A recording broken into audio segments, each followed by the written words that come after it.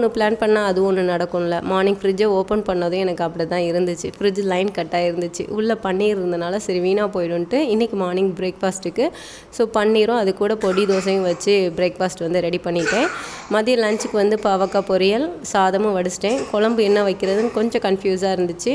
So குயிக்காக வந்து வெங்காயம், பச்சை மிளகாய், தக்காளி சேர்த்து நல்லா வதக்கி அது கூட ஒயிட் ரைஸையும் கிளறி தக்காளி சாதம் மாதிரி வந்து ப்ரிப்பேர் பண்ணிட்டேன். பாவக்காய் பொரியல் அது கூட வந்து கொஞ்சமாக சைடிஷ்க்கு மிக்சரும் வச்சு டிஃபன் பாக்ஸ் வந்து பேக் பண்ணிக்கிட்டேன். ஸ்நாக்ஸுக்கு கடலை மிட்டாய், பனானா வச்சு லஞ்ச் பேக்கும் ரெடி பண்ணிட்டேன். மார்னிங் ஒரு 7:30 வரைக்கும் குட்டி தம்பி தூங்கிக்கிட்டு இருப்பான். ஸோ அந்த டைமில் குக்கிங் பண்ணுறது கொஞ்சம் ஈஸியாக தான் இருக்கும்.